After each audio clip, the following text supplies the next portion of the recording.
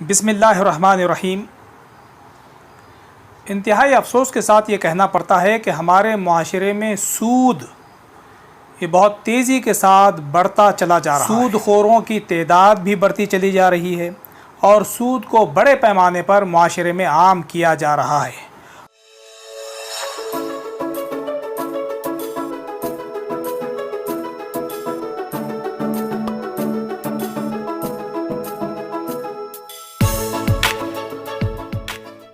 और अफसोस की बात यह है कि वो लोग जो अल्लाह और अल्लाह के रसूल पर ईमान का दावा करते हैं, सूद खोरी में, सूदी कारोबार में मुसलमान भी मुलव्वस हैं। बड़े पैमाने पर सूदी कारोबार चल रहा है, गरीबों का खून चूसा जा रहा है, धड़ल्ले के साथ सूद लिया और दिया जाता है। तो इस बारे में हमको थोड़ा सा रुक कर गौर करना चाहिए कि कुरान ने तो साफ तौर पर कहा कि जो लोग सूद खोर हैं, सूद खाते हैं, उनके ख़िलाफ़ अल्लाह और अल्लाह के रसूल का ऐलान जंग है। कितनी बड़ी तंबीह है सूद खोरों के लिए। उनकी दुश्मनी किससे है? सूद खोरों की दुश्मनी डायरेक्ट अल्लाह और अल्लाह के रसूल से है।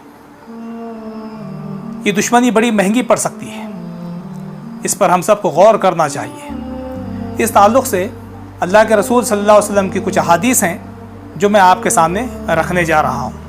देखिए, मुस्लिम शरीफ में अल्लाह के रसूल सल्लल्लाहु अलैहि वसल्लम ने इरशाद फरमाया कि सूद खाने वाले, खिलाने वाले, उसे लिखने वाले और इस मामले पर गवाह बनने वाले, इन सब पर अल्लाह की लानत है और अल्लाह की लानत में ये सब बराबर हैं।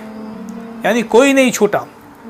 कोई अगर इन्वॉल्व होता है सूदी कारोबार में इनडायरेक्टली भी, वो भी गुनाहगार है। एक और हदीस में अल्लाह के रसूल सल्लल्लाहु अलैहि वसल्लम ने फरमाया कि लोगों पर एक ऐसा ज़माना आ जाएगा कि कोई ऐसा शख्स बाकी ना रहेगा जिसने सूद न खाया हो, और अगर सूद न खाया होगा तो उसका गुबार उसे ज़रूर पहुँचा होगा। तो ये मौजूदा ज़माना आप देखिए कि सूद से बचने के इम्कानात कम से कम होते जा रहे हैं। ये हमारे ईमान का इम्तिहान है कि हम हर हाल में अपने ईमान को बचाने की कोशिश करें और सूद से जितना मुमकिन हो दूर रहने की कोशिश करें। एक और हदीस में अल्लाह के रसूल ने फरमाया कि अगर कोई शख्स जानबूझकर सूद का एक दरहम भी, यानी कि 1 रुपया भी खा ले, तो ये 36 मरतबा ज़िना, जो कि गुनाह कबीरा है, 36 मरतबा ज़िना करने से भी ज़्यादा संगीन गुनाह है। 1 रुपया अगर कोई सूद का खा लेता है या 1 दरहम खा लेता है तो कितना बड़ा गुनाह है, ज़रा इस बात का अंदाज़ा लगाइए। एक हदीस तो बहुत ही तंबीह करने वाली है, सोच में मुब्तला करने वाली है। अल्लाह के रसूल ने फरमाया कि सूद का गुनाह 70 अज्जा पर मुश्तमिल है।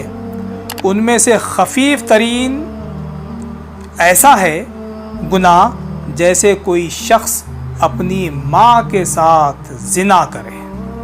नऊज़ बिल्लाह। इतनी ख़तरनाक वईद सूद खाने वालों के लिए हदीस में बयान फरमाई गई है कि उनका गुनाह कैसा है उनका गुनाह जो सूद खाते हैं। तो उनको ये हदीस पढ़ लेनी चाहिए। एक हदीस में सूद का अंजाम बताते हुए अल्लाह के रसूल सल्लल्लाहु अलैहि वसल्लम फरमाते हैं कि जो शख्स भी सूद के ज़रिए ज़्यादा माल कमाएगा, अंजाम कार उसको खिल्लत का सामना करना पड़ेगा।